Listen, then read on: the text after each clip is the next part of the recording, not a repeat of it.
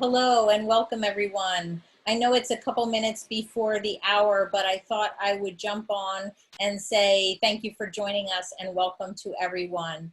As you may know, my name is Mara Walsh and I'm your host tonight, or today for some of you. We have a very large group online today. We have Zoom and we have Facebook Live. And I'm happy to see that you're all here for this virtual African Safari Tour, which is an educational presentation. First, a few housekeeping items.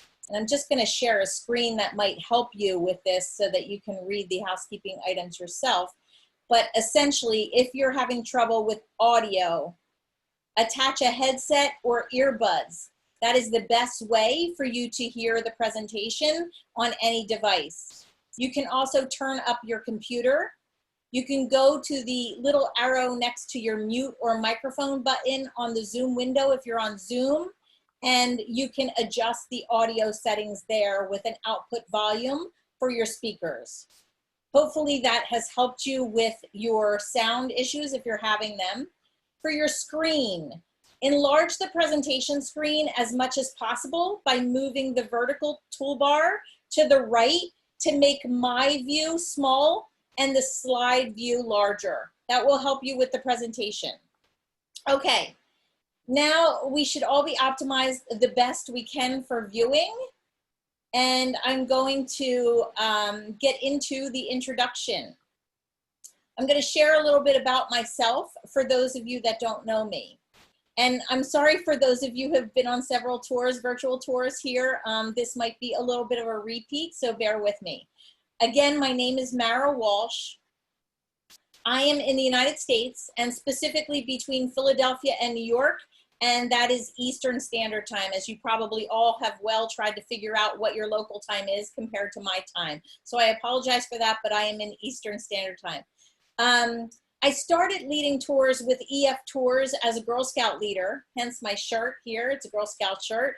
And I started by taking girls and their families to international destinations every summer. I've since expanded my physical travel program and I've added adult-only tours as well as family-friendly tours. In nearly all of my tours, I partner with EF Tours or their adult division, Go Ahead Tours. There's a couple of reasons I started this virtual tour series a few months ago. One, I really wanted to support the tour director community during this time of no work due to the travel restrictions.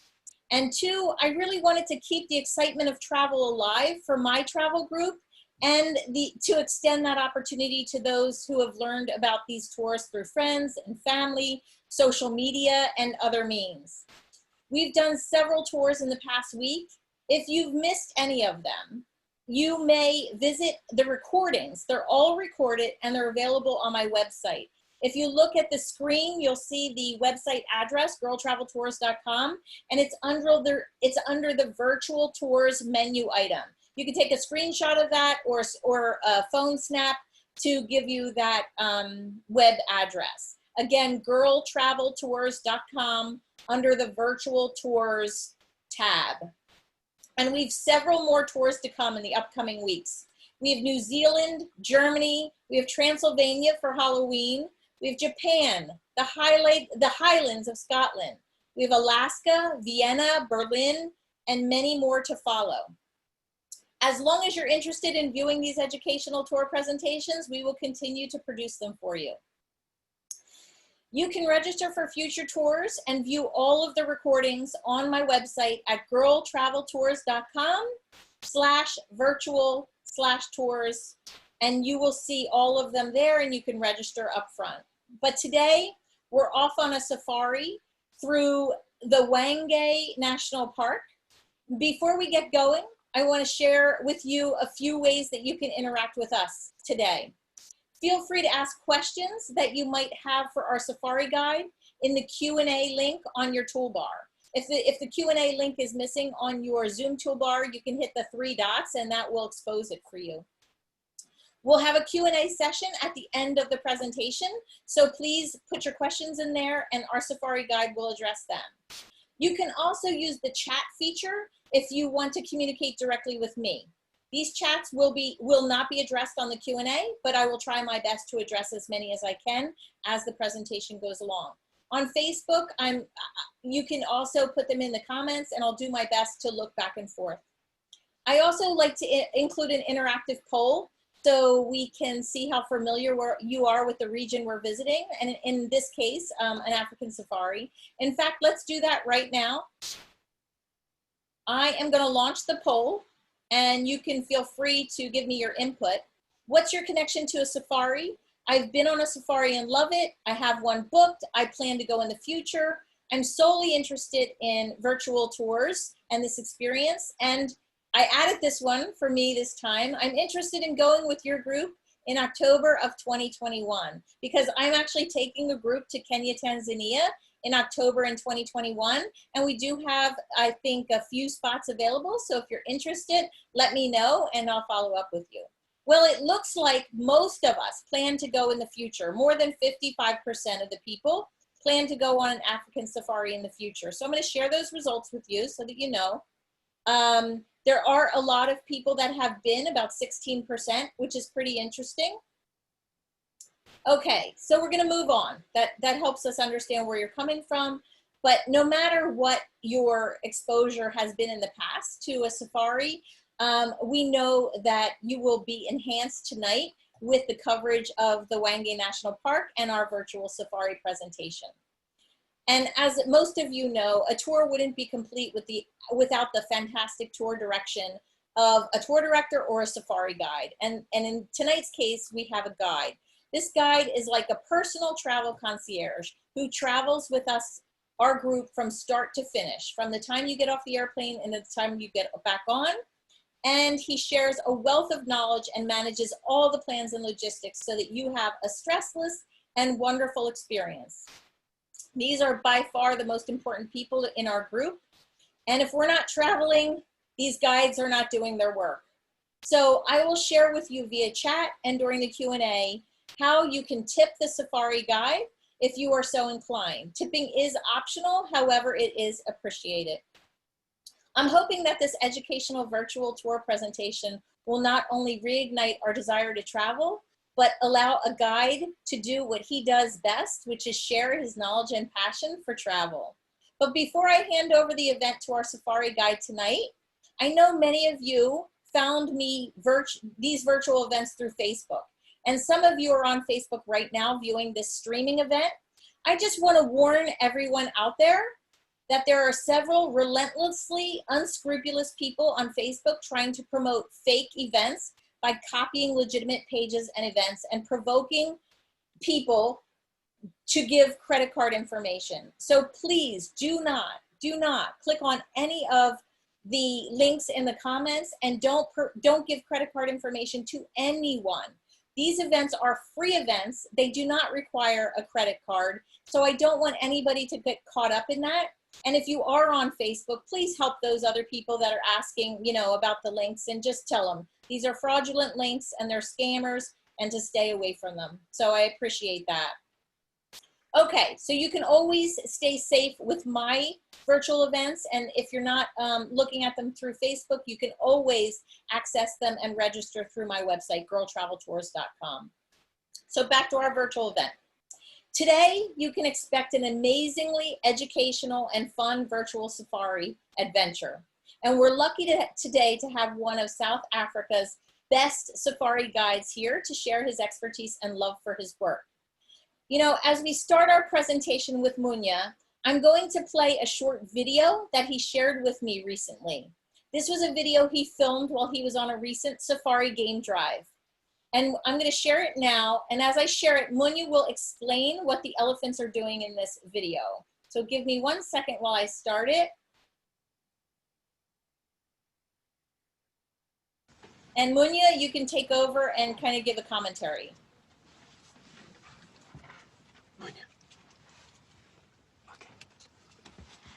Okay. Thank you, Mara. Thank you, everyone. Thank you for joining us.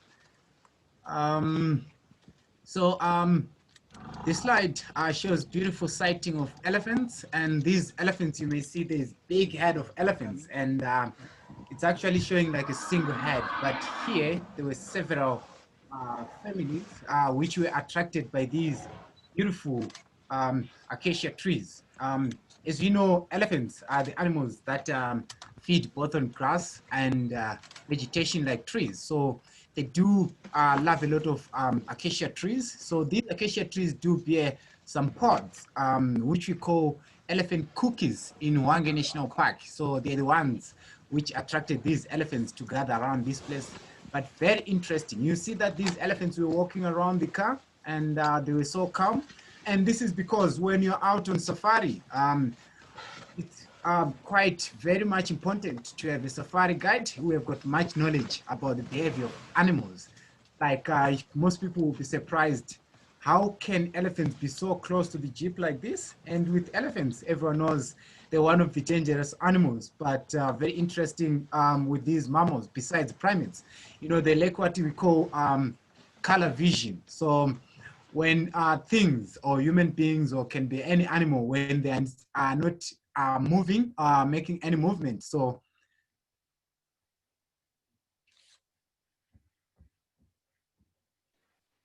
that was awesome, Munya. Now I think it's time to get right into your presentation. Are you ready to take the screen and go? Yes, I am. Thank you. You're welcome. Okay, so I'm gonna start by sharing my screen before we proceed.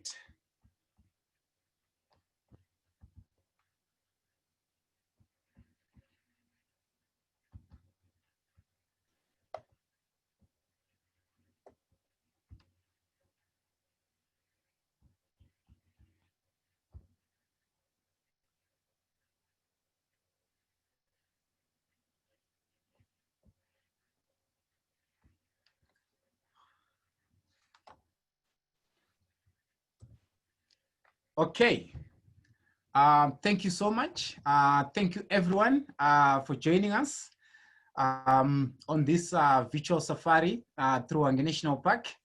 Right now, I'm so excited to have you on board, and welcome. And I hope we are going to enjoy this virtual safari through Hwange National Park with me. Okay, so before I proceed, let me just introduce myself to you. My name is Munya Pakamisa, and my friends call me Munya. Okay, so I'm going to take you through a virtual safari through Hwange National Park, which I believe we are all going to enjoy it. Okay, so I'm currently working for a lodge called Cecil Lodge as a safari guide. And a very interesting fact about Cecil Lodge, where I'm currently working.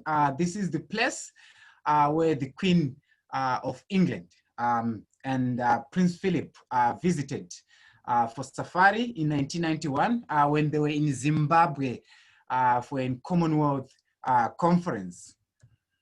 All right, so I'm so excited and I'm so happy to be to conduct this virtual safari and having lots of people listening to me or watching this virtual safari, which I believe we are going to enjoy. All right, so traveling to Zimbabwe from United States, I'm just going to give an example of United States. I know I've been seeing people, some from France, some from Germany, so most of them from United States. I saw some even from Canada who are watching this virtual tour. And once again, welcome. So traveling to Zimbabwe, we are situated in Southern Africa. And Zimbabwe is a landlocked country. We are surrounded by about 5 countries. Close to the Victoria Falls, on the tip of the Zimbabwean map. We have got Botswana and Namibia close there. We also have got few other countries. We also have got Botswana, we have got Zambia. We are surrounded by Mozambique. We also are surrounded by Zambia. All right, so traveling to Zimbabwe, when you get your international airplane from wherever you'll be traveling from, it can be from states, it can be from Australia, it can be from even in some parts of Africa. So in Zimbabwe here, most planes will firstly land in South Africa, which is Johannesburg, and that's the main hub for international planes.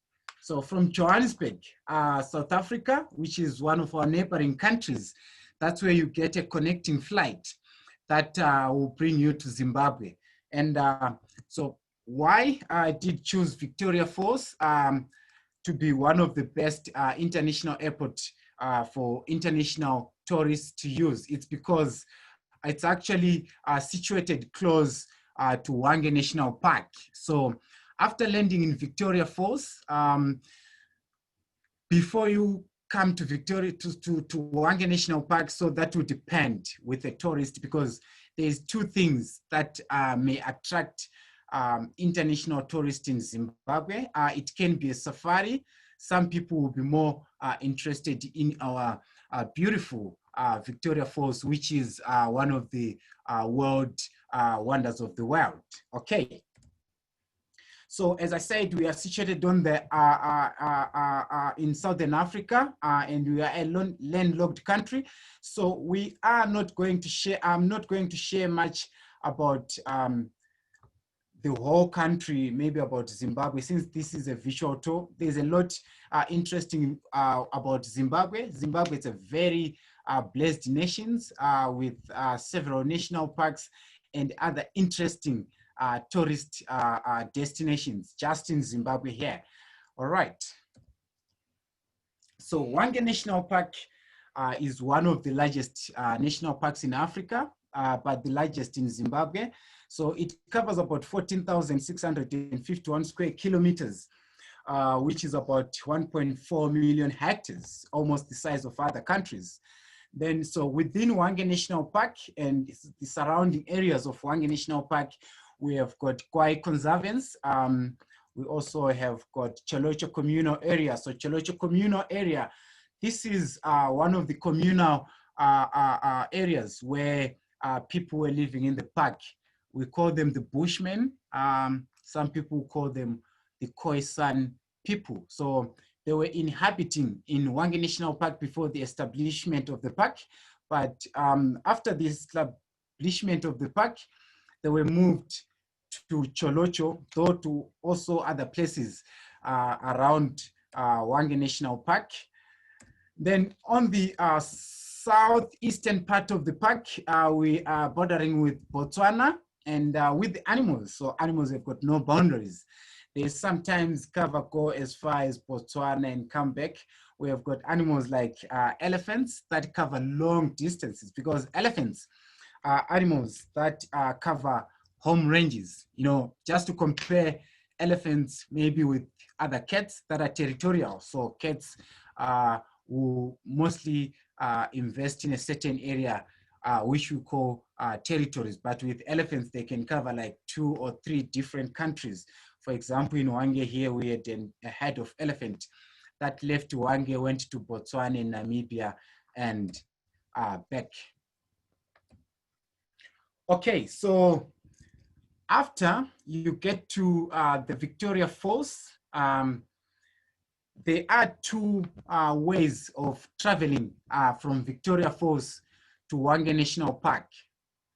So either you may transfer or get a transport from Victoria Falls. Either you come by air to Hwange National Park, or you travel by road.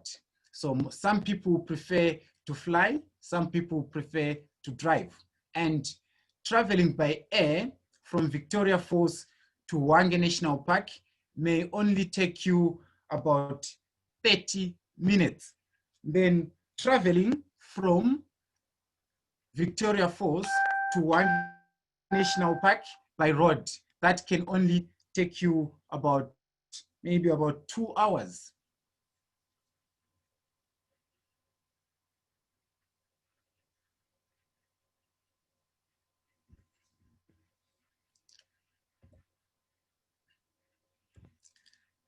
So over here, quite interesting.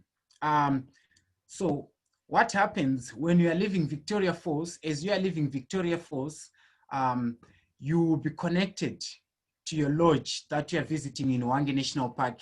So as you are leaving Victoria Falls, as you arrive in Hwange National Park, you will find your guide waiting for you for the transfer to the lodge.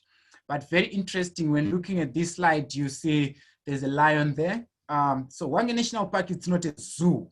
So it's a national park where animals are living naturally. So there is free movement of animals.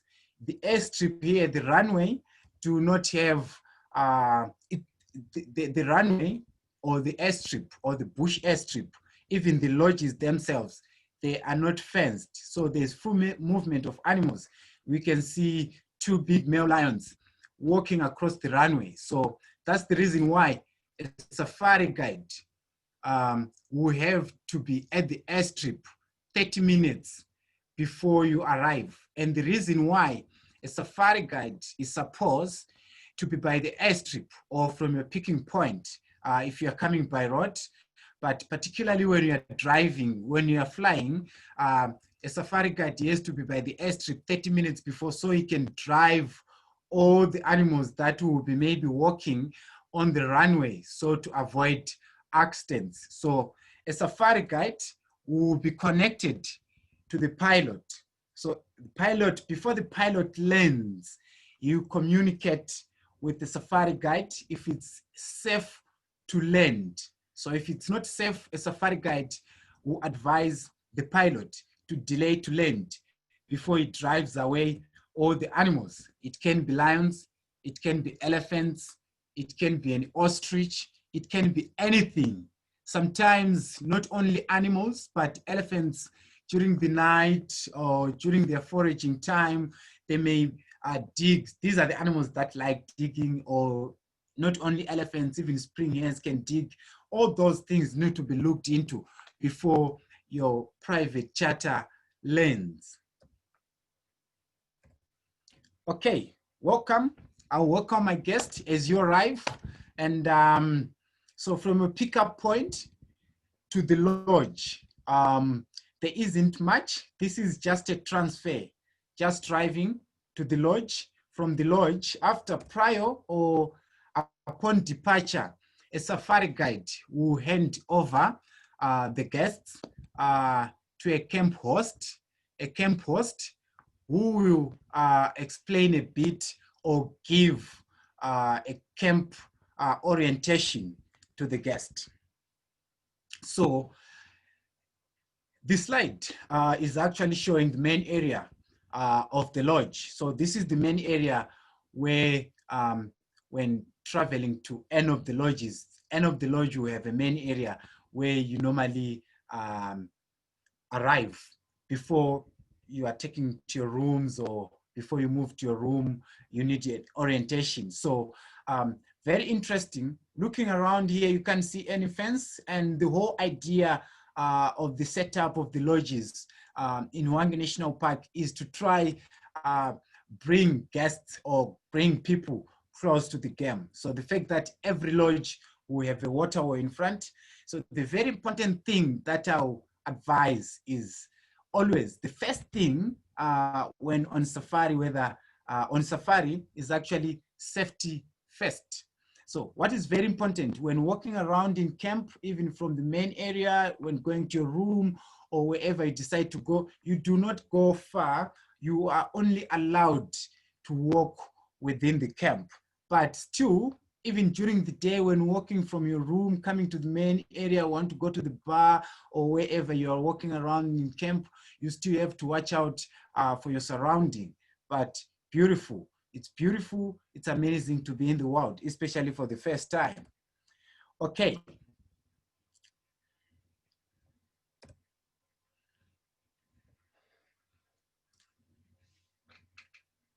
So this is a typical safari vehicle. Our safari vehicles in Zimbabwe can be different maybe from other countries, Maybe I can just give an example. I've seen safari vehicles in Tanzania. They're a bit closed, but with us here, they're open. So the reason why these vehicles are open like this, if you can check even the front, the windshield is down, the sides are open, and this is to give our guests or tourists a great opportunity for photographic. So there's nothing that can obstruct when taking photographs. So that's why we call it a photographic safari. So for a photographic safari, you don't need a jeep that will not give you an opportunity to get a beautiful shot.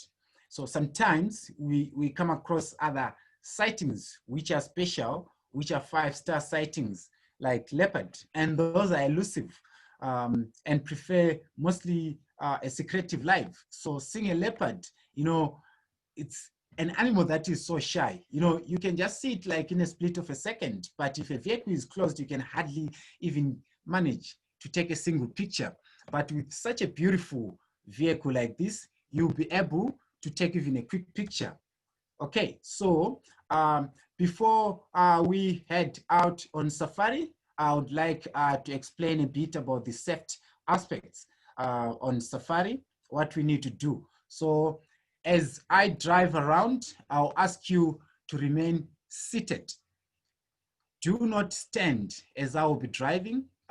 Why? Because, you know, the roads, we drive in dirty roads, and I may hit a pothole that maybe has been dug by a spring air from last night, or elephant, or sometimes I can just a stone or a stick or anything, and you may injure yourselves, and the safari will be spoiled. So it's very important to remain seated. If you've got anything that you need to say or to ask, if you drop anything from the car, the best thing is to ask a safari guide to stop. And that's why I always emphasize safety first before anything else. Okay, so Hwange National Park is a semi-arid area. So as we are going out, we are leaving right now, going out on safari. And this is gonna be a full day drive. So to include breakfast, bush breakfast. This will also include picnic lunch and our sundowner and any other activities that we'll go through, and I'll explain as we go. So as we drive around, it's also very important to feel free if you have got any question to ask it to a safari guide. A question is quite important to a safari guide because at times questions brings up topics which is quite interesting to drive around, people enjoying and talking and discussing about wildlife and enjoying the safari. Okay, so what we expect to see. So as I say, Hwange is a huge park. The type of vegetation that you find in Hwange National Park, about maybe 65% of the woodland is dominated by thick woodland, which are mostly dominated by teak trees, T-E-A-K, teak trees. So, and of course, the remaining percentage mostly open grassland and scrub, mostly open grassland, which are dominated maybe by tall grasses and few trees. So a typical savanna woodland in Hwange National Park will mostly comprise of the thorny trees, which are favored by giraffes. So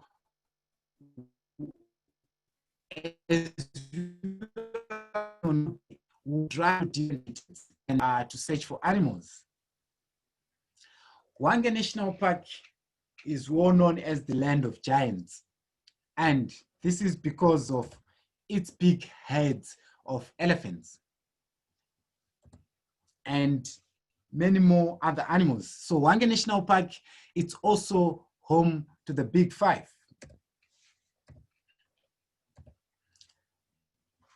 All right, so as I said, Hwange National Park is the land of giants. So as you drive around, you may sometimes don't see much because it depends. These animals are living naturally and it's different from other places which are small, but because Hwange National Park, it's huge. So these animals spread out and you may see a lot, you may not see a lot, but in Hwange National Park, I'll guarantee you the elephants are the stars of the show. You see plenty elephants. The park carries plus or minus 40,000 elephants. So a breeding herd of elephants consists of closely related female members and their young or their offsprings. Young males at the age of about 14 years, 15 years, up to about 16 years, they are driven out by their mothers because this is the time when they reach puberty age and they begin to misbehave and their parents won't like that, and which is also an advantage to the generation because when they're driven out of their herd, there will be no inbreeding. So there are two types of herds of elephants that I may talk much about, the breeding herd and the bachelor herd. So when they're driven out of the group, they will join such type of herds, which only consist of big male elephants. So male elephants will only associate with female herds when in search of estrus females. Sometimes big bulls, when they're too old, they will prefer to be solitary because when you're too old at times, you cannot be able to keep pace with the younger males. So sometimes you prefer to take your own pace.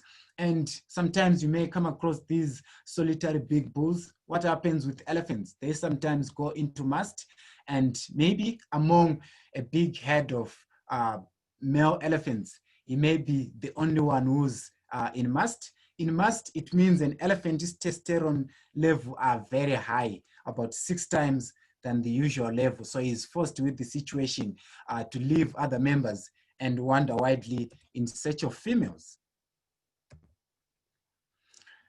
Okay, so as we drive around, I'm going to stop in few minutes where we are going to have our coffee and teas just to relax and stretch our legs and also enjoy coffee in the bush.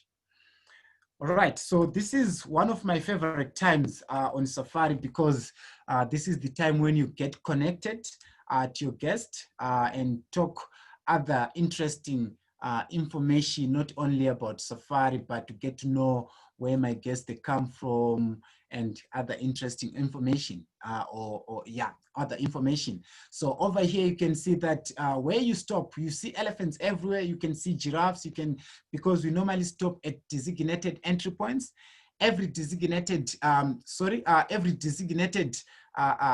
point or platform or place where we stop, like picnic sites, like platforms, there will be probably a water hole that attracts animals. So any time of the day, you might be having lunch, you might be having breakfast, there will be something that you will be entertaining you. It can be warthogs coming to drink by the water, or it can be giraffes or any other animal. All right, so our national parks in Zimbabwe here are running under the Ministry of Environment, Climate and Water, and Hospitality and Tourism.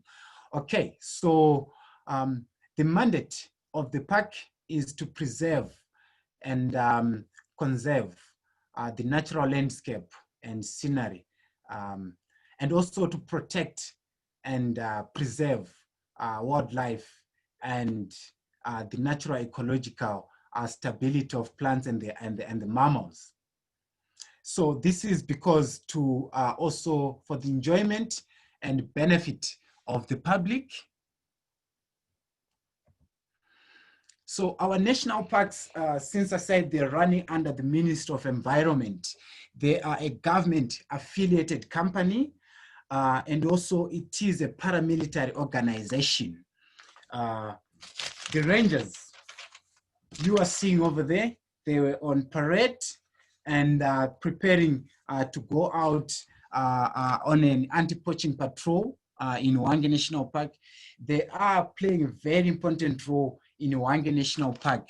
Without the game rangers, the park will be dead. Okay, so our national parks game rangers and the pumps are the backbone of this park.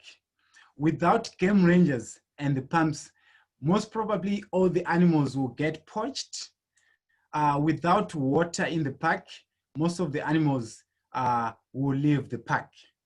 So why I'm saying our Zimbabwe National Parks, the mission is to preserve and conserve our wildlife for future generation. So the mission for the parks is to be the world leader in sustainable conservation. That's why our government ended up imposing a shoot to kill policy to armed poachers.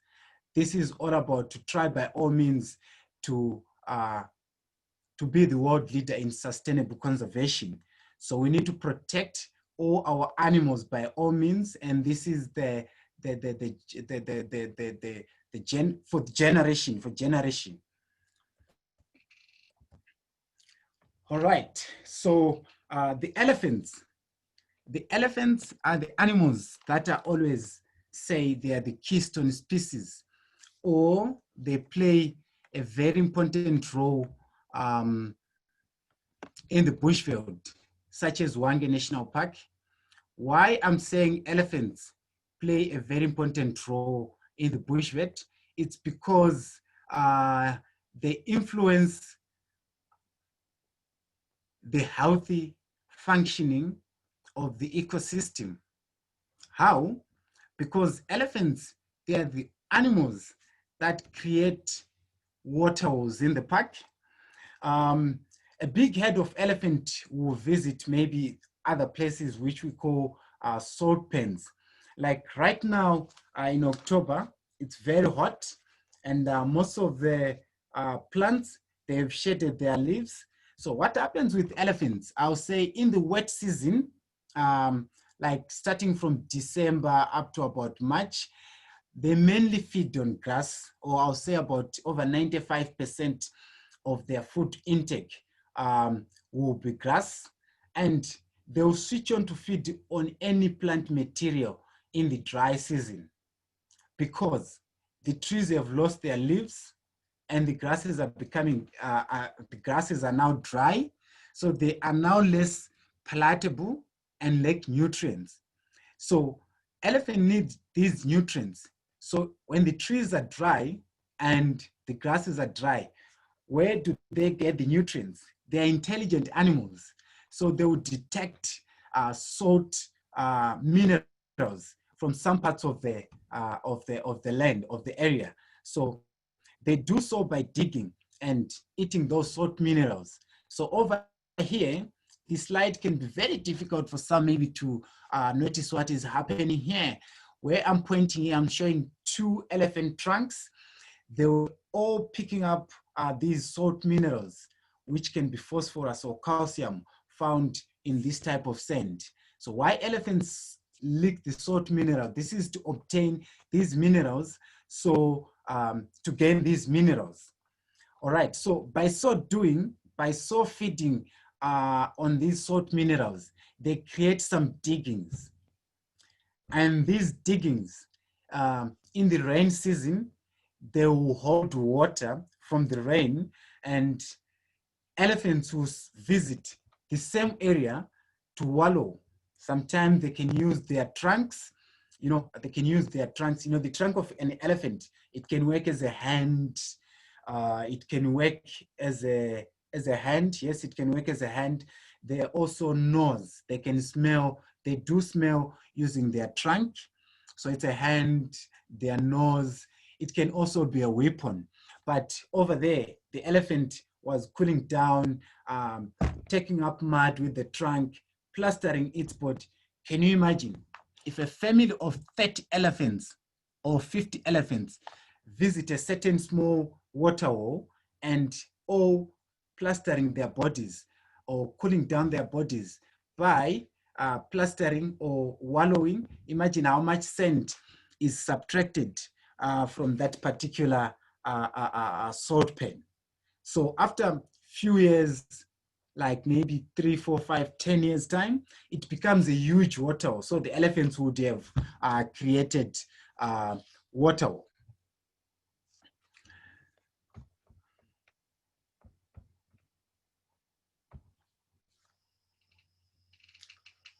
All right, so Hwange National Park is situated on the eastern part of the Kalahari Desert.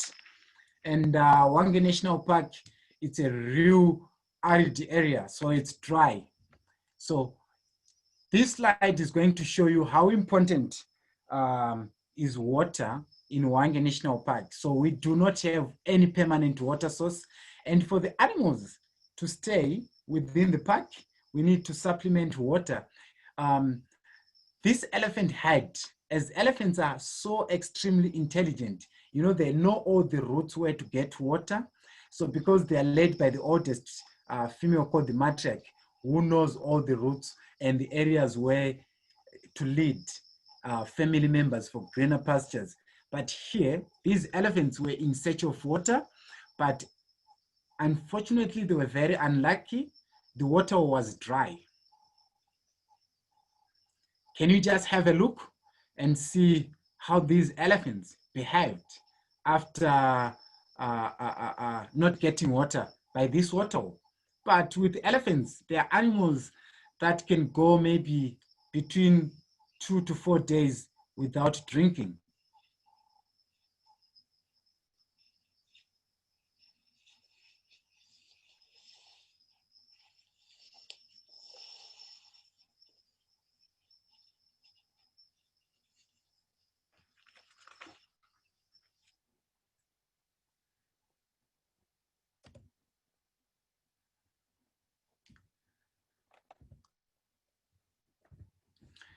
Okay, so Hwange National Park, folks, as I said, Hwange National Park is situated on the eastern part of the Kalahari Desert. So when this park was established in 1928 by the first warden called Ted Davison, it is a land where the Bushmen were living, so there wasn't many animals in the park. But after the establishment of the park, about maybe like 6 years after, the number of animals started to increase, and that became a challenge because they could drink all the water, and most of the water will become dry, and this used to lead the animals to leave the park and go to areas where they can be heavily poached, which is outside the park.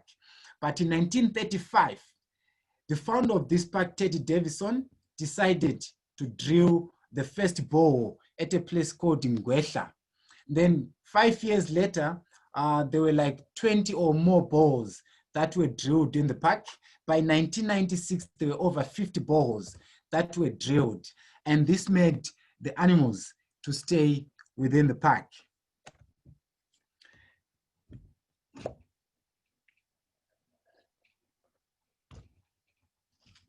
So as I said, elephants are keystone species that they influence the health functioning of the ecosystem, but overpopulation of elephants becomes to a disadvantage to a national park such as Hwange National Park, because elephants in the dry season, they will switch on to feed on any plant material, and since the vegetation will be dry, so with elephants, they can feed on any plant material. Either they can debug the tree or they can peel the barks of trees, and by so doing, they can kill the tree.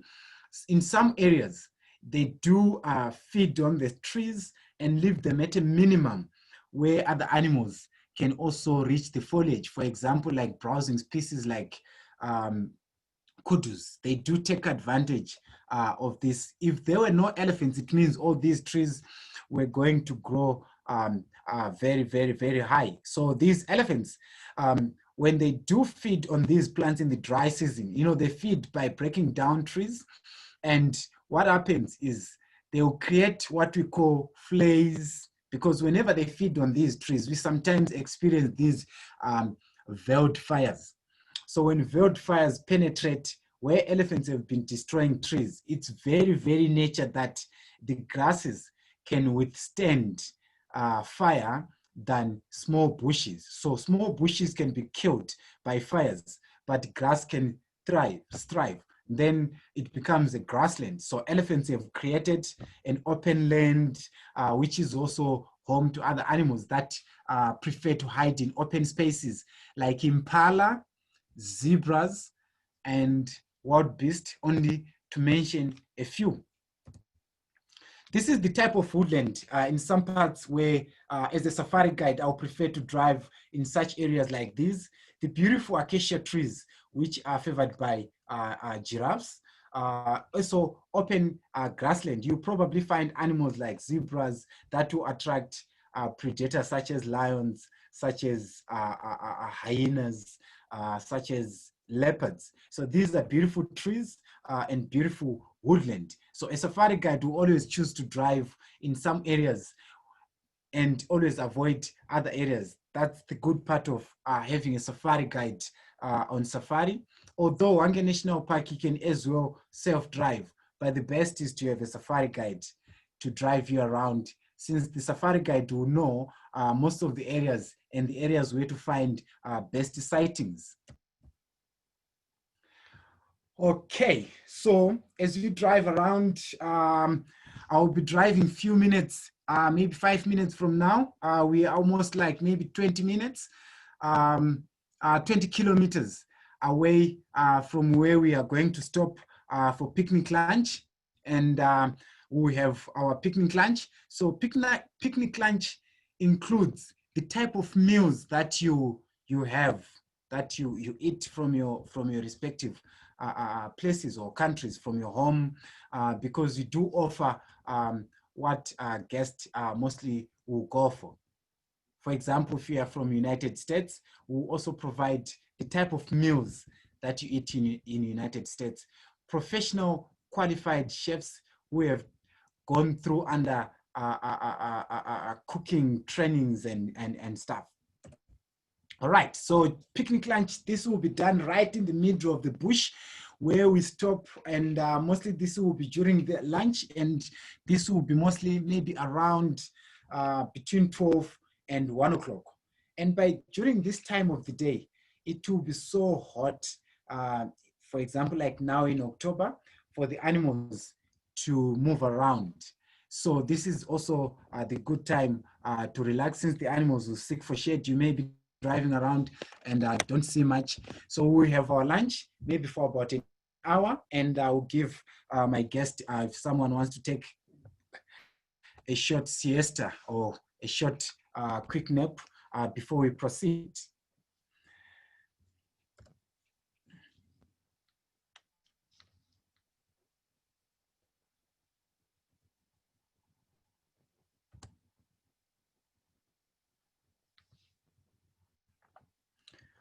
Okay, so most people actually will ask, how is Africa like, and what is the best season, or what is the best time to visit Africa for safari, or to visit Hwange National Park for safari. So to me, every season is the best. Although most people will prefer to visit Hwange National Park in the dry season. So the dry season, why I prefer to visit during the dry season? It's because it will be so dry and water will be unavailable in most areas in Hwange National Park. Then, because animals normally will rely on pumped waterholes, so this becomes easy to find animals. But also the green season is also beautiful. It has its own beauty. Why? Because this is the time where most animals, like the antelopes, will drop their young ones. And because there will be fresh food for the young ones, and also there will be thick bushes to hide their young ones. Most antelopes, they do give birth to precocial young, but still they're born precocial, but they're very much vulnerable to predators. So these antelopes, for example, impalas, after giving birth, they'll hide their babies in thick bushes and only bring them to the open after they've noticed that they're now strong enough, or they've now gained the strength that they can be able to escape predators. The good part of the green season, this is the time of the year where you get to see beautiful migrant birds, like the Palearctic migrants, for example, the steppe eagle, which migrates from Europe, mostly from Russia. The steppe eagle, one of the beautiful eagles that visit, but quite interesting in the green season. You may not see much because the bush is thick and the animals will spread out. Why the animals will spread out? Water will be available all over the park. So this makes animals to spread out. But the good part is the bedding is extremely or absolutely amazing. You get to see lots of birds visiting. Some will visit from Germany, for example, the white storks. This is the time of the year when we see white storks.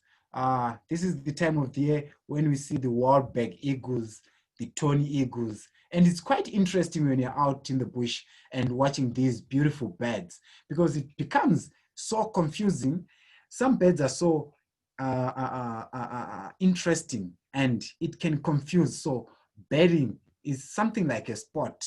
I'm also keen on birding. So why I'm showing this steppe eagle, what's interesting about this bird is because when they arrive, they give us a lot of confusion because it's so hard to quickly conclude that it's a steppe eagle. Why I'm saying so, it's quite similar to our resident tawny eagle. How? So where is the difference? Looking at the plumage, they look very similar. They all have got kind of like tawny color. And when you look at this Wahlberg eagle, when you look at this steppe eagle, you can hardly tell the difference. But where is the difference now? Of course, the steppe eagle are slightly larger than the tawny eagle. Okay, what you have to look at is you look at the gap. So the gap in tawny eagle do not extend up to the back of the ear. And on steppe eagle, it extends up to the back of the ear. That's the main difference. Can you imagine how beautiful it is? All right, we also have got these beautiful white storks, which we call the Palearctic migrants. The Palearctic migrants, they visit in Southern Africa starting from November because they follow summer. And from places like Germany, this is where they will be escaping the cold weather of Germany. So, but that's where they breed. So here we normally call them common summer visitors. Why common summer visitor?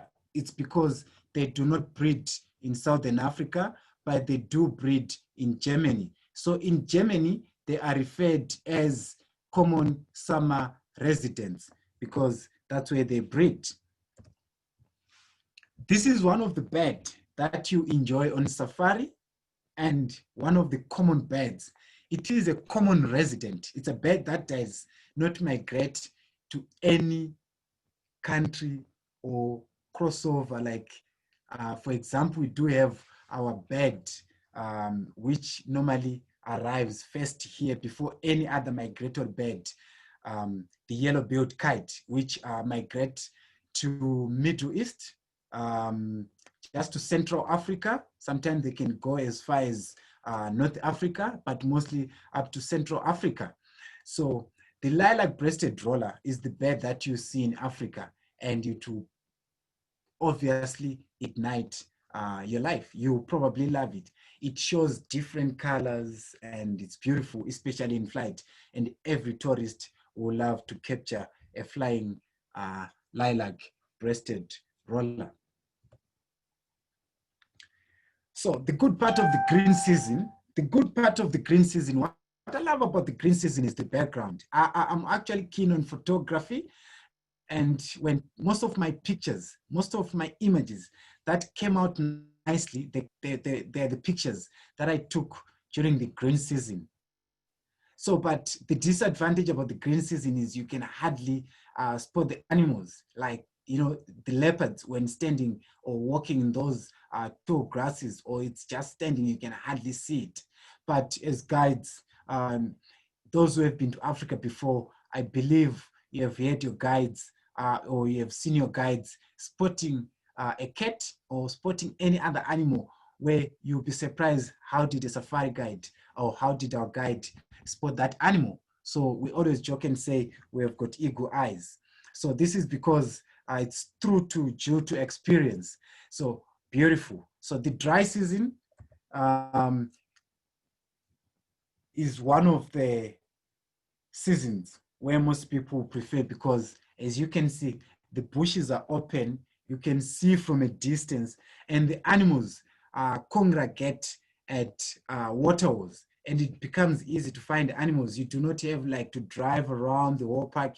You can just choose a certain waterhole where you can stop and wait for the animals to come to you.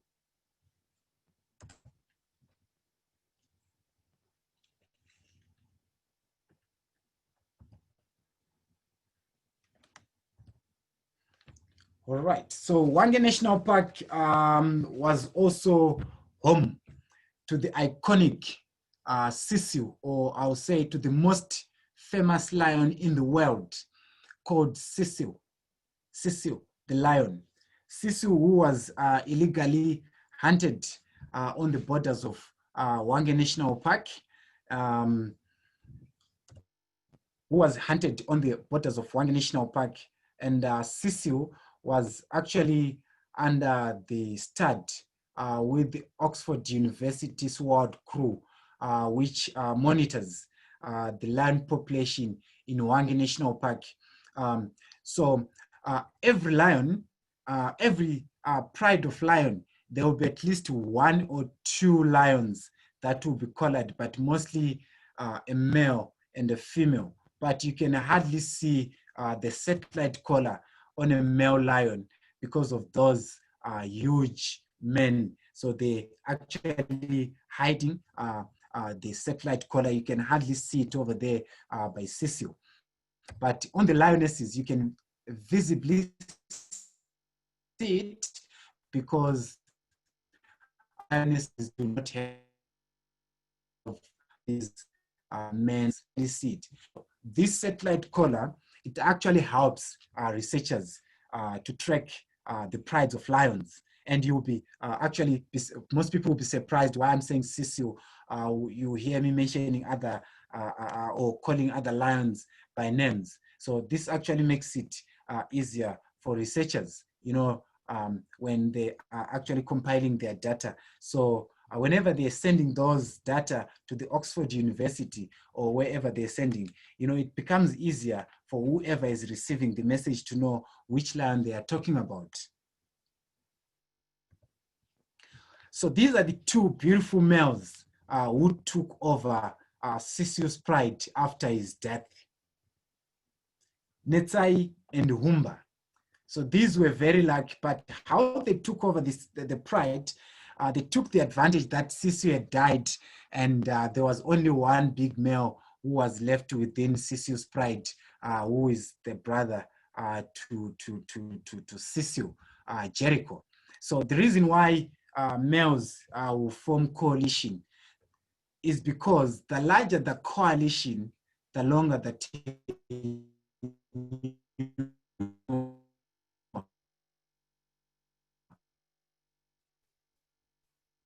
So it mostly consists of several lionesses and their offsprings, usually with about 2 to 4 males.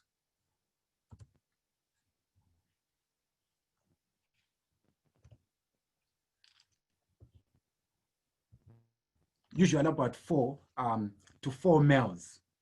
Cecil's pride, we can see there's 2 big males there. They are resting. Lions are the animals that sometimes when you come across it, it's a beautiful sighting, but this was right in the middle of the day. And lions are the animals that are said to be lazy, and they spend about maybe 20 hours resting, maybe only about 2 to 4 hours of activity, and mostly at night. They may hunt during the day when the temperatures are favorable, but mostly they are the animals of the night.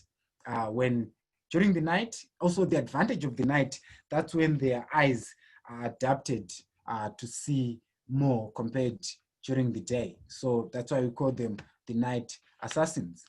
There's also several predators that we have in the park: leopard, lions, leopard, cheetah, we've got painted dog, we've got hyenas.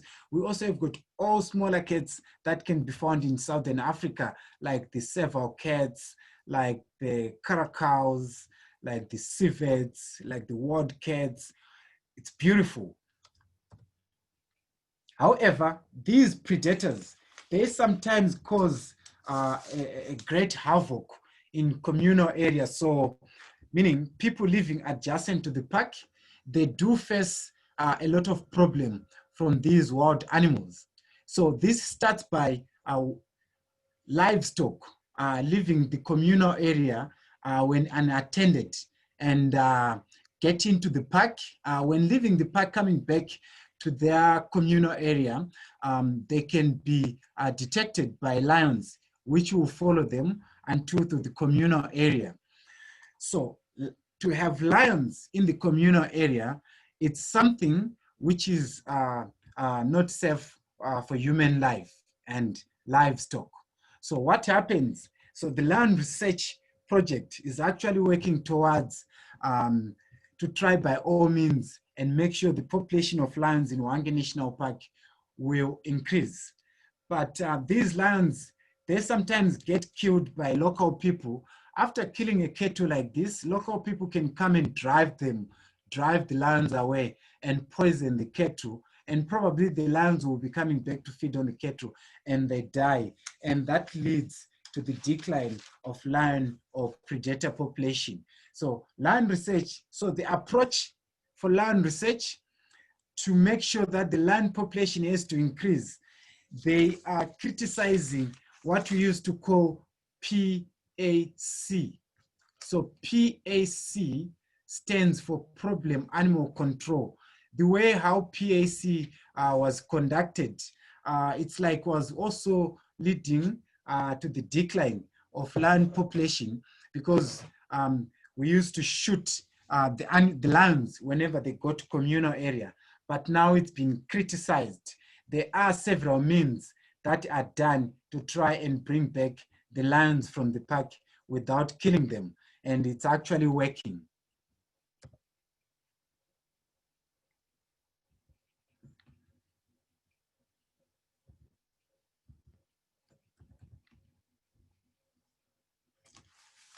Okay, so very interesting on this lion sighting feeding on the cattle. So you find that the local people will cause a lot of noise to national parks and will cause a lot of noise to the land research. And because after losing a cattle, they need to be, they're actually requesting to be paid for their cattle.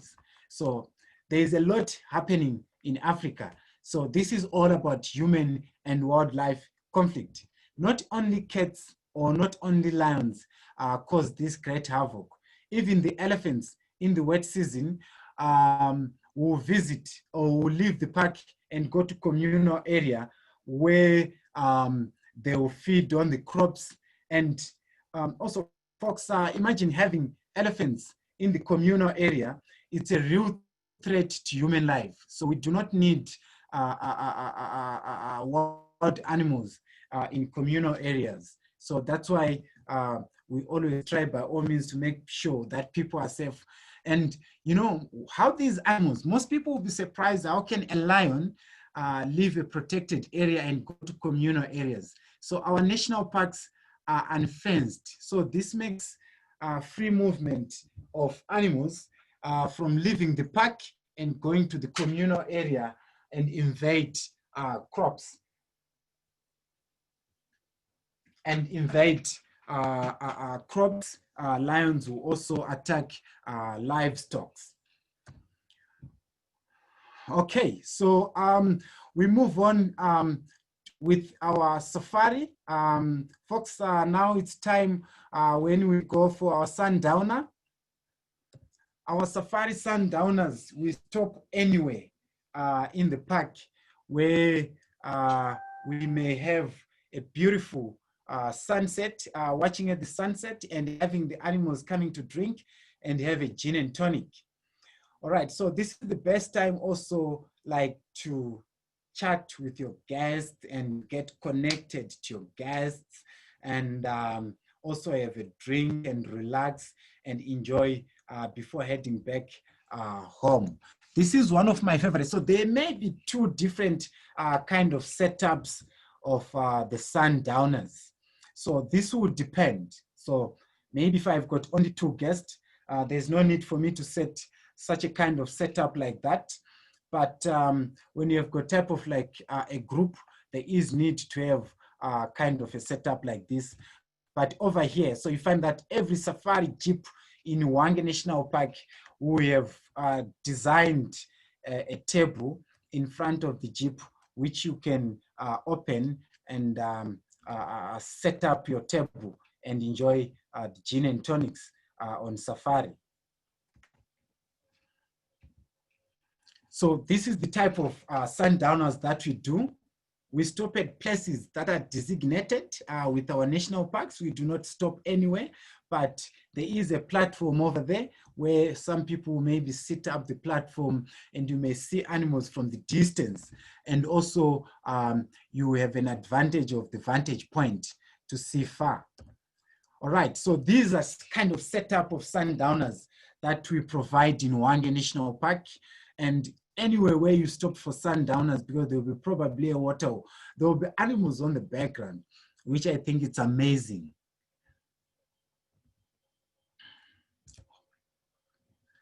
All right, so I'm gonna take you back where I need to explain more about our elephants in Hwange National Park. The reason why I said elephants are the giants or elephants or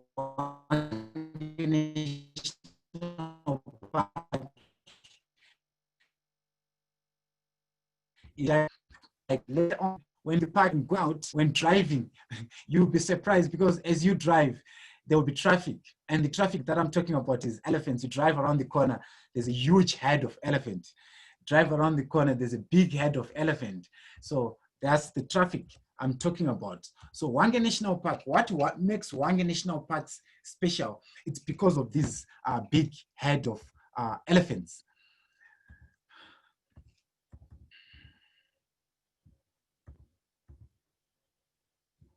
All right, thank you so much. To keep in touch, folks, we are still proceeding with our visual tour. Just to explain a bit, some of you were thinking that this visual tour is gonna be live, but this is not a virtual, this is not a live virtual safari, but this is just a visual tour. Okay, so I just want to explain a bit about our national parks in general in Zimbabwe. We do have several national parks in Zimbabwe, and our Zimbabwean government set aside about 13.1 of the Zimbabwean land for wildlife. So this shows how our government love these wild animals or care about our wildlife, which is our heritage or heritage for our children, his children, from the current generation to the future generation. Okay, so we spoke of Zimbabwe National Parks, like Hwange National Park, that the vision of the national park is to be the world leader in sustainable conservation But how does this work? We need our game rangers. Our Zimbabwean government imposed a shoot-to-kill policy to armed poachers. All these measures is to try by all means to make sure that we do not lose our animals. So the major problems that we have in Hwange National Park is poaching and lack of water. But we are doing very well. Right now it's very dry, but all the animals are able to get water in the park since there are several bores that were drilled. So our national parks rangers and our pumps are the backbone. So without them, then it means most of the animals will die, or they can be killed, or they can leave the park without water. So the main purpose of the park is to preserve these animals and protect them from getting poached.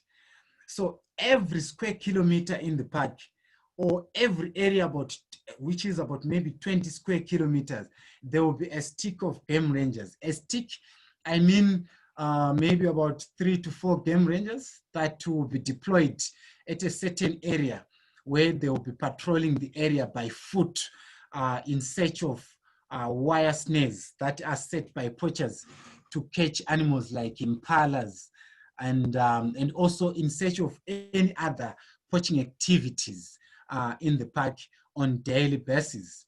So our national parks tolerance, they always preach zero tolerance to poaching, because we trying to be the world leader in sustainable conservation. So after protecting these wild animals, after preserving these wild animals, we need to preserve them and for us to benefit from these animals. So we do benefit through different ways. We do benefit through educational. We do also benefit through enjoyment, which is like going out on safari. We also do benefit through many other ways with our animals. That's why we always say it's quite important. So as what, or I'll say tourism in Zimbabwe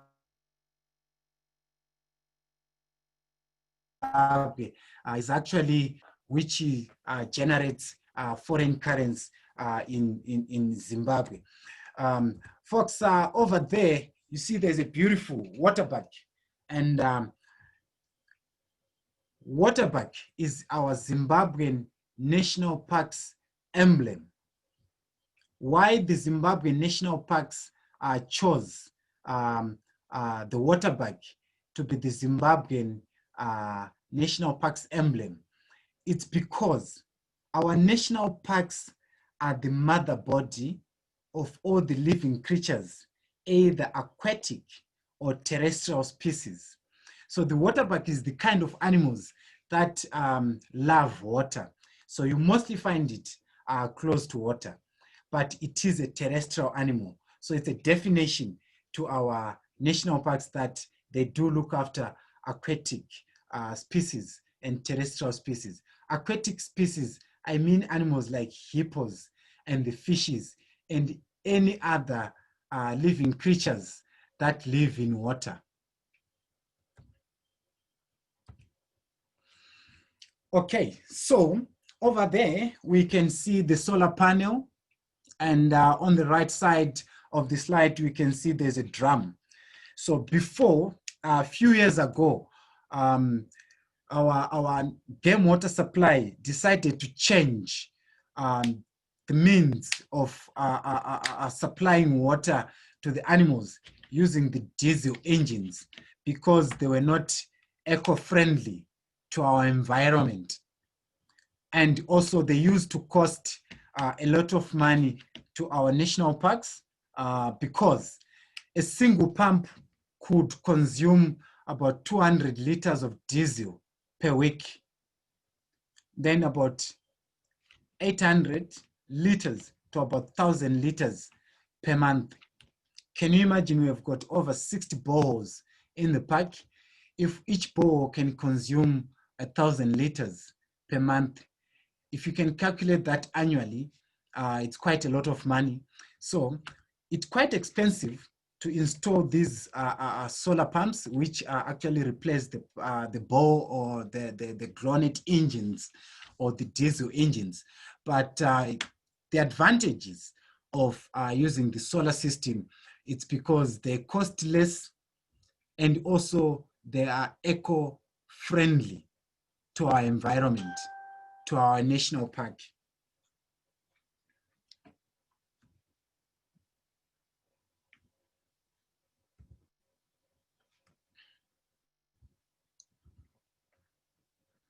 Okay, so thank you so much for keeping in touch, folks. All right, so good part of these big hides of elephants and also visiting these salt licks, it also gives an advantages to other animals. Not only elephants who lick these salt minerals, but also other animals like kudus.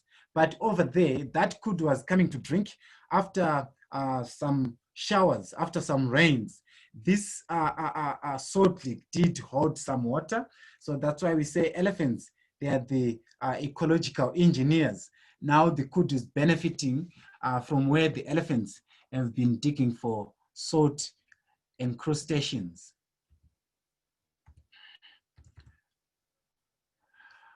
Okay, folks, I'm not going to take much, and my time that I'm now going to leave the time to you. And if anyone has got any question, please, I would like you to feel free, and please don't hesitate to ask me any question. And I'm so excited to have you now. And Mara, I'm going to now going to hand over to you, and let's hear what the audience have for me. Okay, thank you, Munya. Thank you very much for all of your information. Before we get started with the Q&A, I'm just going to go through a little bit of our future tours and knowing that what we have going on. Munya, you can open your Q&A and start to read them as you get set up, and I'll take a moment to transition to that. So, so as we know, we do have some more virtual tours coming up, and I just put a slide up to show you that we have several coming up.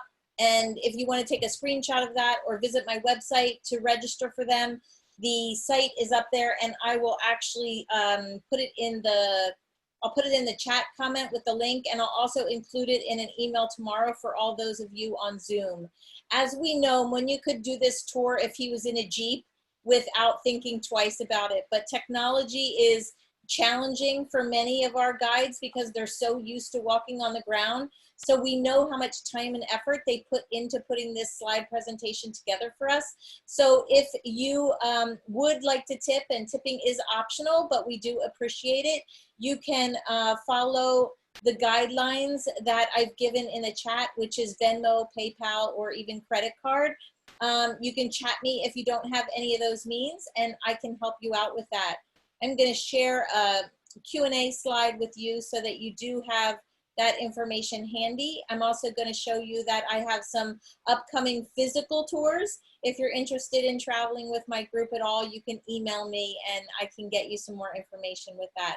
Munya, are you ready for the Q&A? Have you opened up the questions section? Oh yes, Mara, I can hear you. Great. So do you want me to read the questions, Munya, or will you read them and answer them? Yes, yes, yes. So the first question, Munya, is what vaccines are needed when you go on an African safari?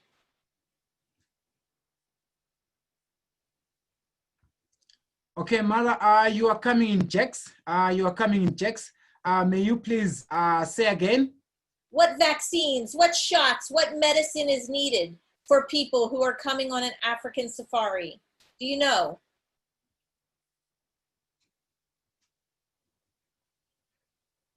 Can you hear me, Munya? Okay, so I'm very sorry on that. I just heard you saying what vaccine is needed for someone coming on safari? Is it like what vaccination would I need to go on safari? Yes, correct.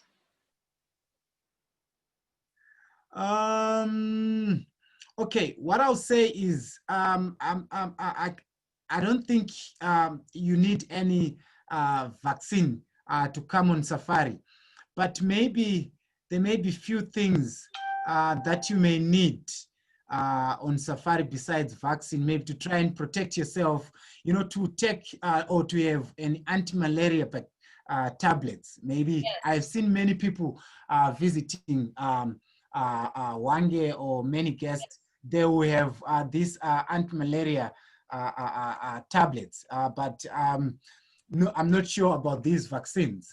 Okay, so talk to us about the animals. They get very close to the vehicles. Do they ever attack the vehicles? And if so, what role do you play in that? What happens?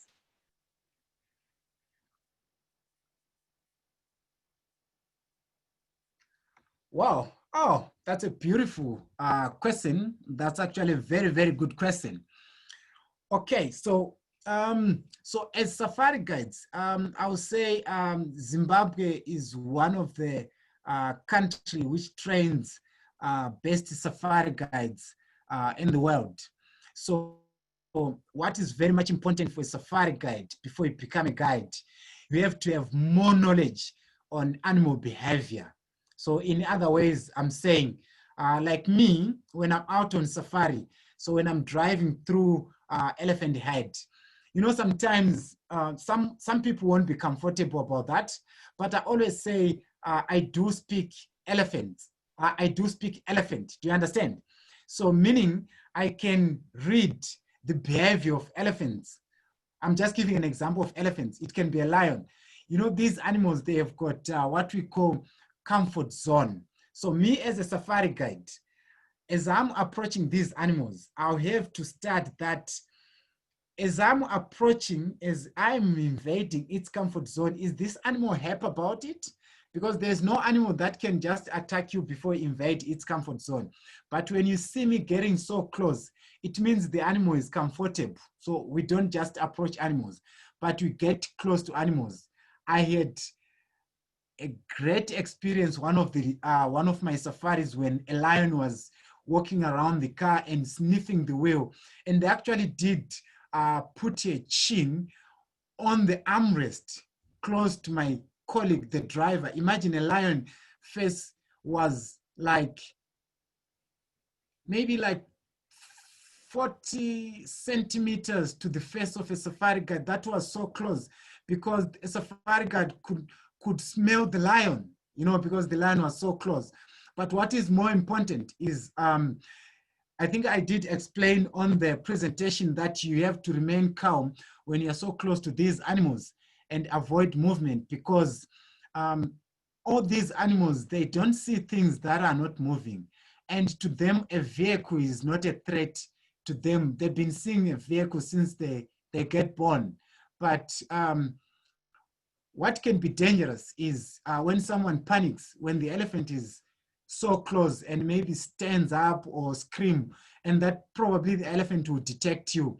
And so it can be either an elephant can move away, or if it's so close, maybe the elephant will be like, I'm trying to defend myself and begin to attack you. But Yeah. there were some few cases, you know, these animals, they're wild animals, so we do not have to judge them with human mind standards. Yeah, they're wild animals, so you always have to treat them as wild animals. And as we drive at times, we always give way to animals. So I'm trying to say animals have got always the right of way. And here in Hwange National Park, the way how we treat our animals, we treat them with respect so that they don't see a vehicle with respect as a threat, and we do not harass the animals. We want to see them to know a vehicle as an animal or as something which is not a threat. We don't want to give animals that mind that this idling thing is dangerous to us. But here in Hwange National Park, we have one lion which used to cause a lot of problem. We call the lion Mopane. And so Hwange National Park is actually divided into two parts. So there's half of the park where we normally conduct photographic safari. And the other land was left or was set aside not to be disturbed, to be like a virgin. And it's part of like half of the park. So animals that are born in that area where we do not conduct photographic safari, they are not used to cars. But you know, with lions, they are territorial. So they can sometimes, when other males come to take over territory, if someone is driven out of the pride, so he has to move and find another place. So this lion came to this area and he was surprised to see these safari jeeps and he wasn't happy about them. But as safari guides, you know, each time you see a lion, you'll be so excited. You know, a lion is a 5-star sighting. Then you quickly drive to get close to get a beautiful photograph. Then we didn't know the lion doesn't know us. So that lion used to attack the vehicles. So we chased the vehicles, and as a safari guide, you know, you have to protect your guest and maybe drive away because a lion is one of, but there is no incident where a lion got into a car or killed anyone because we spread the gospel that guys around a certain area, there is a lion. It's our first time to see that lion. The lion is chasing vehicles. But after like a month, the lion got to know the vehicles, but the behavior changed. It used now to move away from the cars. Each time you see Mopane will rush into the bushes. So we have a question, many questions actually, from people who are thinking about going on safari and also just thinking about the people on safari. What do you do when you have to go to the bathroom, and how is that managed on a game drive? Wow, thank you. That's also a very good question. So I hope I did understood your question. All right, you are in the course of a safari. You are on game drive, right? Correct. Okay. Yes. So as we leave camp, a safari guide has to explain all those, like I did talk about designated points where we stop, like for example, picnic sites and platforms. Those designated areas, there are some bathroom facilities where you stop, but they are quite far from each other. So sometimes we do bushcraft. Oh. You understand? Yeah, sometimes we do bushcraft. You know, I can stop in the open, but at least there is supposed to be maybe a termite mound. You know, the termite mound which get built by termites. So the termite mounds can make use of termite mounds. What I mean is I can stop and a guest or my tourist, or yeah, they can just go behind a termite mound, or I'll stop in the open before let my guest to go behind bushes. I'll start by going and scan around and make sure I'm not directing my guest where there's a sleeping lion. So mostly we stop at designated points, but it depends with the pressure that you have, but we may stop anywhere where someone can just go behind the bush, which we call bushcraft. Okay, let's talk about some of the other animals that people were looking to see. Do you have wildebeest and cheetahs in Hwange National Park?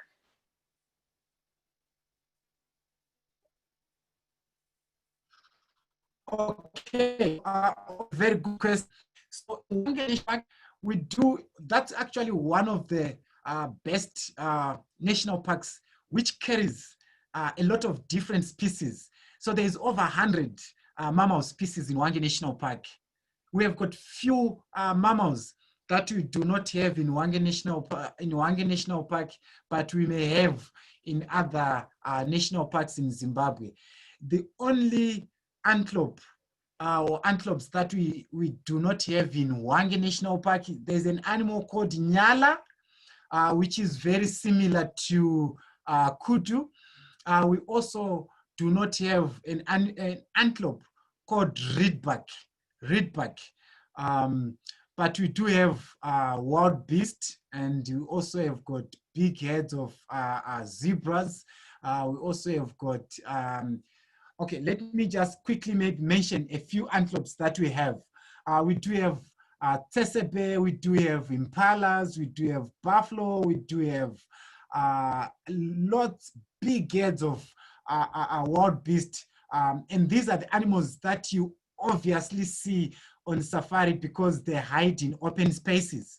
And they always share these open spaces with impalas and zebras. In most cases, they like to congregate together, or they like to stay together. And the reason why they like to stay together is because the more the eyes, the less the individual risk. Then we also have got cheetahs. But you know, cheetahs for the whole of the world, they are highly endangered, or I'll say they are highly protected because they are very few. So like here in Zimbabwe, one of the species that is highly protected, which needs an extra protection because it's on the verge of extinction. For the whole of Hwange National Park, I'm not sure if we have got more than 100 cheetahs for the whole of Hwange National Park. But just to compare, number of cheetahs like 60 or 100 cheetahs in Hwange National Park, and compare with the number of elephants we have, which is 40,000 elephants. So we do have cheetahs, but they are very few. Okay, so let's talk about what people wear on safari. Are you supposed to wear a certain color so that the animals don't notice you, or is the color just so you blend in? What is the thought behind the color of the clothing? Okay, so the animals are said to see mostly in black and white, but on safari, I'll prefer, or maybe dull colors. If you can have like a safari like khakis, those are the best type of attire to wear. Always avoid bright colors like purple, like red. Always avoid bright colors, but you may wear dull colors like green, gray. Yeah, all those are kind of type of clothes colors that you mostly have to take on safari. What is the best time of year to go? Maybe you can say the months because our summers and winters are different, but what is the best time of year to take a safari trip, and what are the changes during those times of year? What is the best time to go on safari? Yes.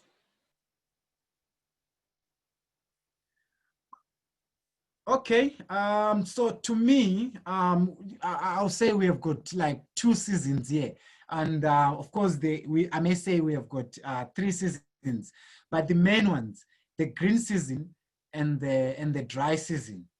So both of these, to me, as a safari guide, because I really do understand, the dry season in most people is the best because you get to see a lot of animals at one place, for example, at Waterholes, because the park is dry. And since the park is dry, this forces the animals to congregate where there's water. So the dry season is also the best because the bush is open. So because the tree do lose their leaves, and you can see an elephant or any other animal at a distance. But the wet season, it can be so hard to see animals because the bush is thick. You can hardly see a lion which is about few meters away from the road because it's behind the bushes. But there is also advantages of the green season. As I said in the presentation, the good part of the green season, this is the time of the year when we get to see lots of beautiful birds, and everything comes back to life. You know, you get to see beautiful flowers. We have got one of the beautiful flower or a small plant, which is our national flower in Zimbabwe, called the flame lily. it's a beautiful, it looks like a flame, you know, it's beautiful. You get to see lots of birds, like the migrants, birds which migrate from Europe, which migrates from other places. You know, everything is beautiful. So you go out in safari, and what I love about the green season, we do have animals like cats.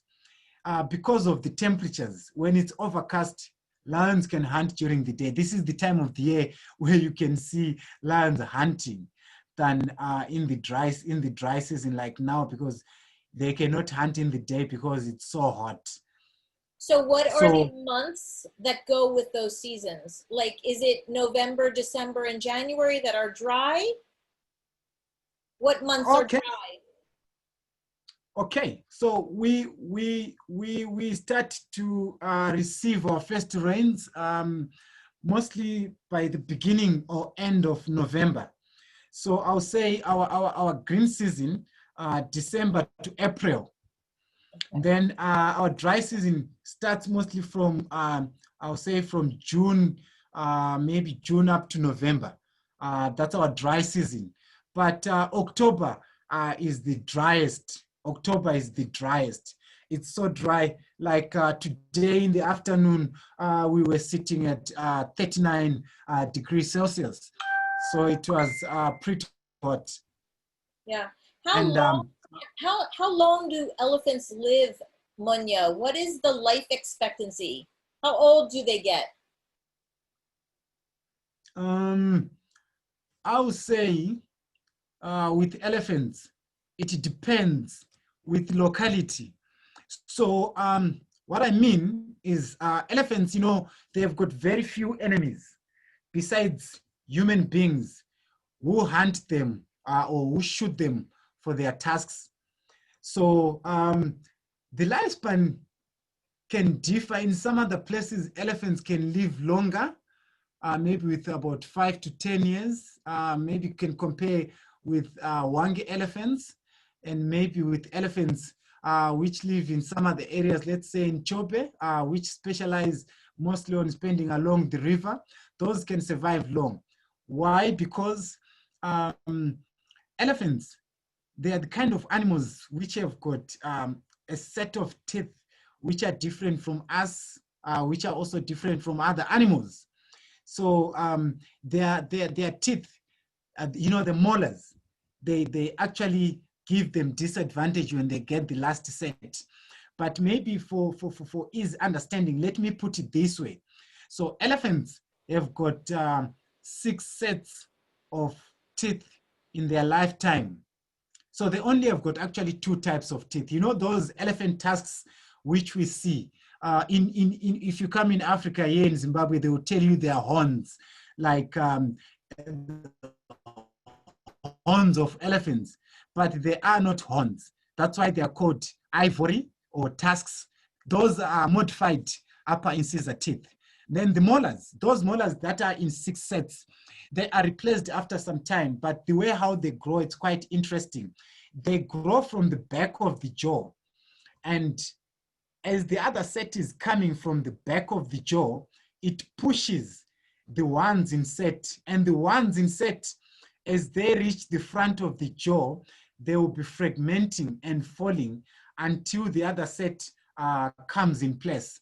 So when an elephant gets its last set, and by that time, the elephant will be around maybe 50.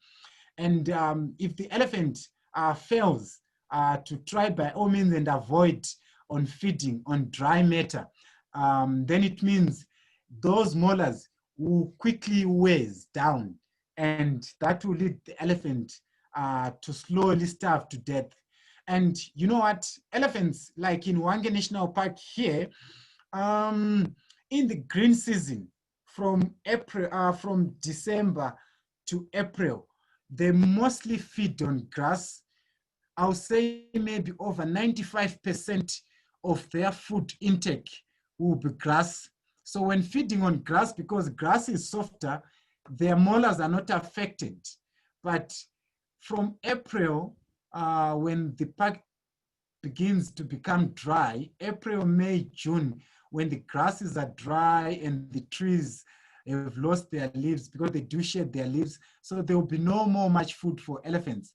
So this forces elephants to switch on to feed on any plant material. So they can peel the barks of trees and feed on bark. Sometimes they can uproot the roots of other trees which they like and to eat those. Sometimes when feeding on trees like acacia trees, you know, elephants are big animals and acacia trees have got tiny, tiny leaves.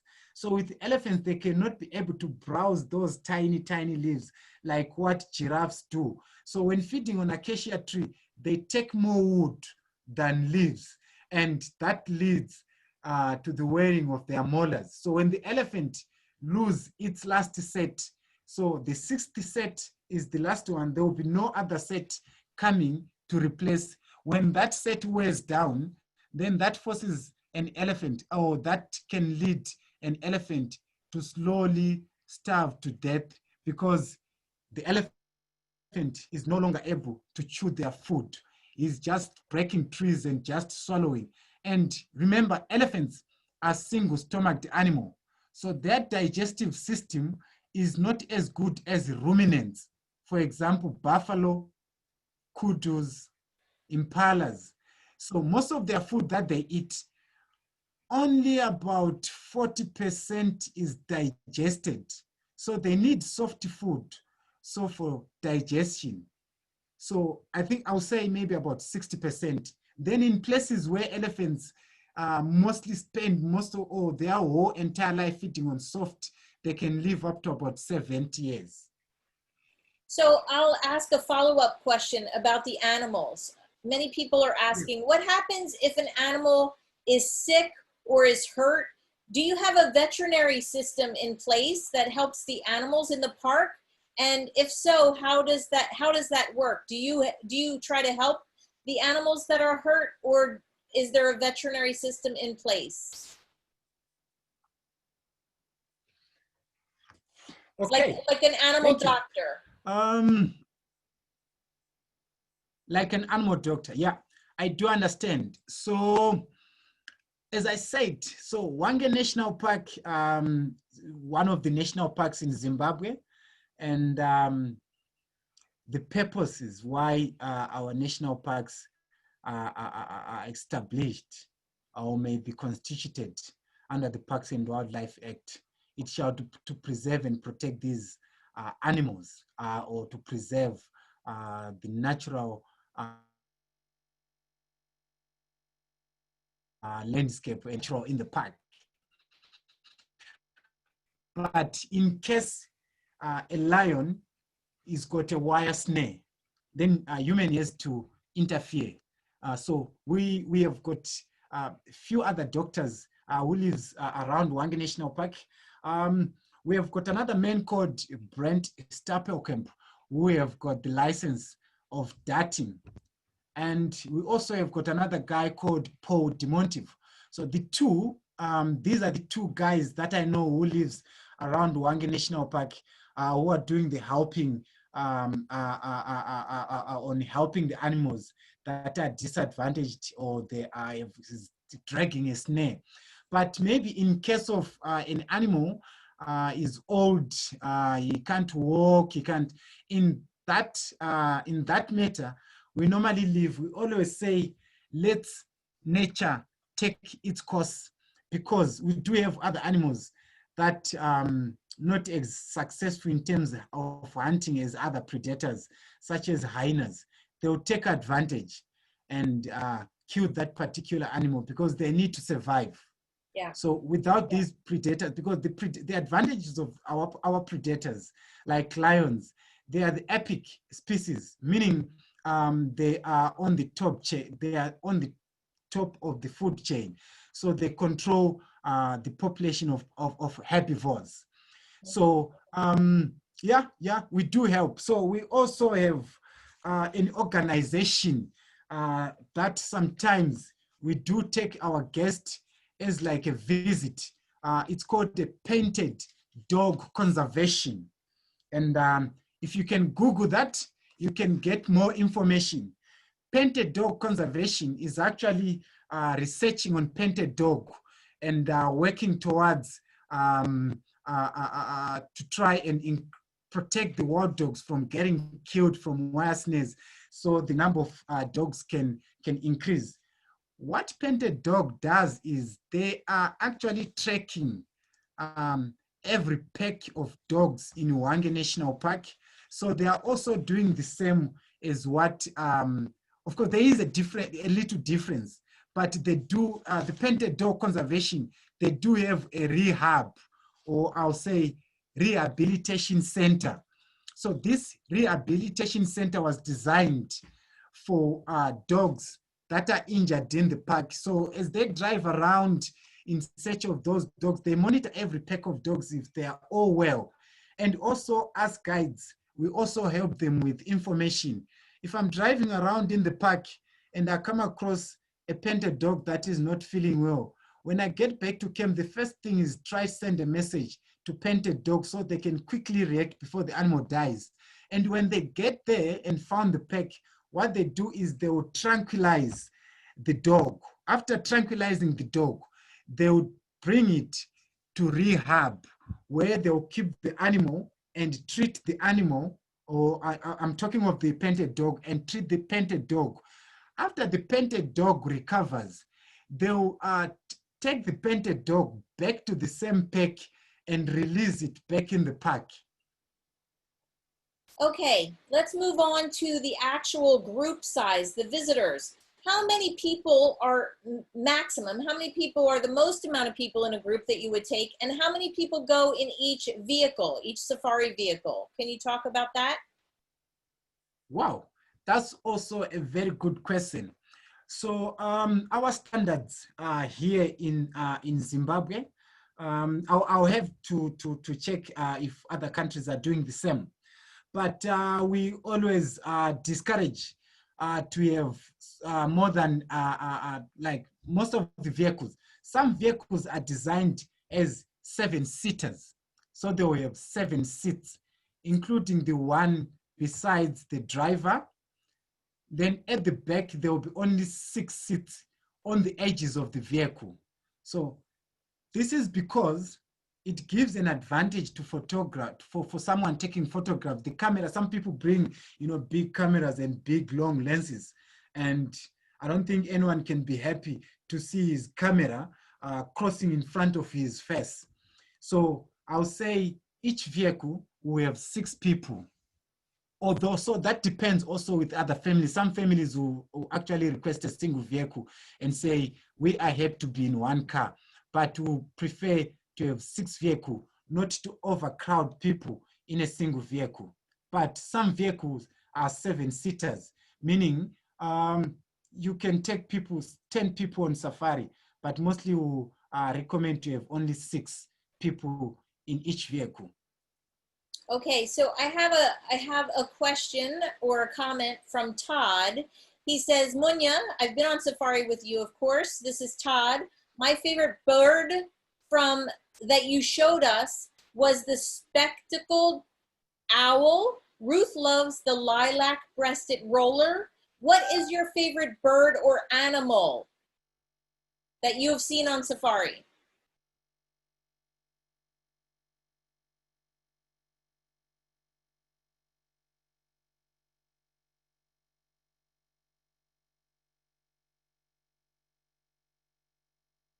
Munya, have we lost you?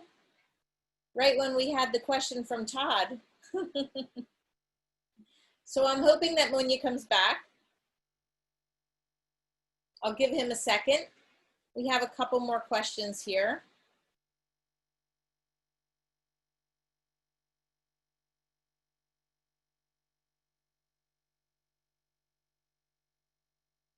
Yep, so I think we've lost Munya for the night. Well, it was just about that time to wrap up anyway. So I just want to say thank you for everyone. I will thank Munya for everybody. I see the thank yous are pouring in and that you all had a good time watching his presentation. I will thank him for you, and I'm going to end the presentation tonight. Thanks again, and I will see you on our next virtual tour presentation next week. Good night or good morning, but we're going to sign off now. Thank you and goodbye.